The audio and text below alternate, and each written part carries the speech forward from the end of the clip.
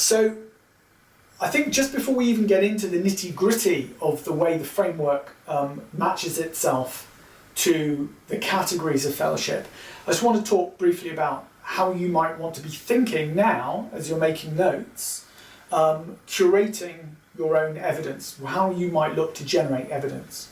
So the first thing is to start reviewing where all of your current files are. So you may want to just make absolutely sure that you do have digital copies of everything, that all of your notes are in a meaningful way. I've got folders, I've got digital folders, I've got hard copy folders of most of my teaching and most of my activities. But you maybe want to start thinking about how you're going to pull stuff together if it's in different places. You might want to have some classification for evidence. I think it can be quite evident to people very early on in their practice that they are really more interested in how you assess maths graduates rather than they are in other aspects of learning and teaching. Someone else might be particularly interested in internationalizing their curriculum. Someone else might be more interested in using digital technology to provide feedback. So that's fine. You don't necessarily have to collate evidence against everything for everything that you do all the time, but it is worth having some kind of classification system in place as you start collecting evidence. You might want to think about developing a master CV.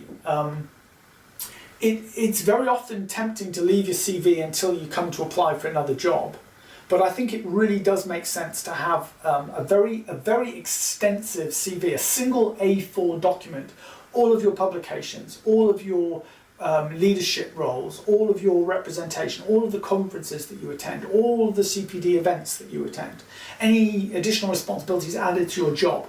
Everything just goes into that long CV, and it will run inevitably in a matter of weeks and months. It will run to be 4 pages, 8 pages, 12 pages, 16 pages, 20 pages long. You would never send that to a future employer, but having that in one place, it provides almost an index for whatever you collate, or the evidence you collate, and ultimately it just makes it so much easier when you do come to apply for a new job. Making reflective notes on your evidence. As you go through the evidence and collate things, and as you generate new evidence, make reflective notes. We're talking later in the week about the process of reflection, but whatever your reflective process is, whether you use a formal process or whether it's just a gut feel sort of 100-word reaction as to how a session went or whether a resource worked, however you do it, make sure that you are recording those notes against specific evidence. And wherever you can, I suggest that you go digital. You could start developing a blog site, even if it's completely private, even if no one has access to it.